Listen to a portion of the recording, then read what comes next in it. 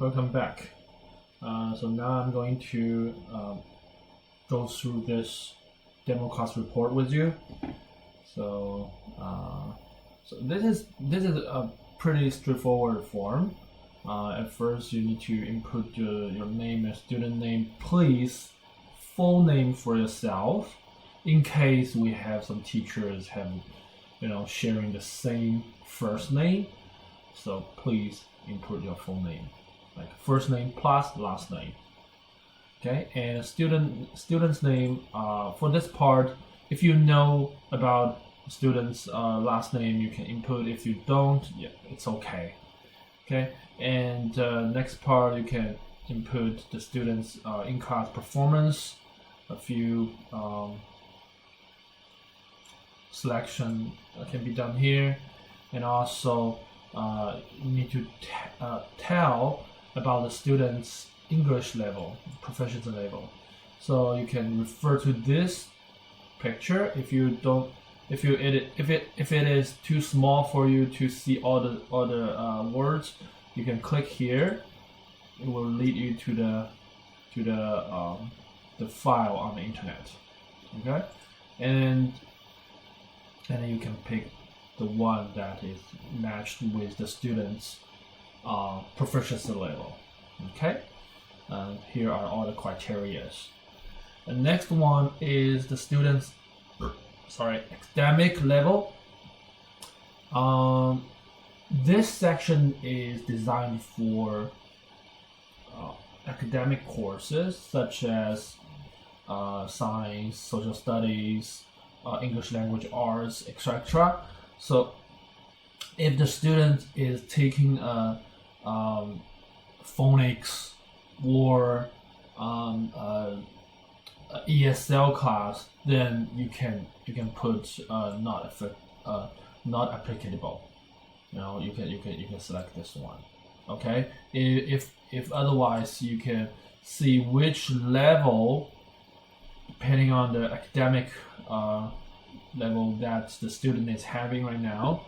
So it's either the student doesn't have any foundation, you need to start from the beginning, then it's fresh, and then another one is approaching, have some knowledge on the subject but are not quite at the level of the student, the local students, right? And another is on level and challenger. And after this, we will move to the part 2, which you would need to give the students and parents some comments of yours. I already list some topics for you to write it down. Like for this one, for teachers' comments, you can talk about the students' English language proficiency. What do you think of it? Like, for example, like the student is strong in terms of speaking, but kind of weak in writing or reading, and the student is which academic ability, then you can talk about it, and the learning habit, preferences, character, personality. Those things are actually not only from your observation from the demo class, but also actually from your from the information you collected earlier. Like I recorded in the previous video, you need to collect enough information to make your judgment, right? So in this case, you need to ask. If there is no such information provided in the first place, you need to ask for it. You can ask for anything like if the student has read any essay, paragraph, any book he has read recently, any report cards, examination results. Those information are going to give you a full picture of the student's academic level and also English proficiency, and so that you can select the correct level of teaching material and decide the teaching path for the student. Here I would like to jump in to another topic that you can actually use because some of the subjects, such as I believe mathematics and and vocabulary, academic vocabulary class, those subjects do have placement assessment available for students to do before the demo class starts. So you can definitely select any questions and ask EFUN staff to deliver to the student.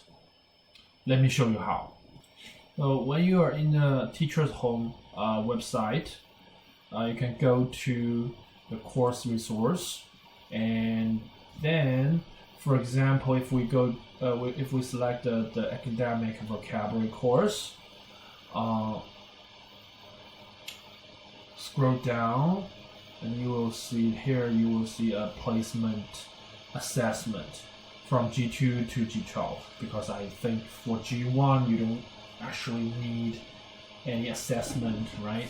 And besides, there is no assessment in the books, so you can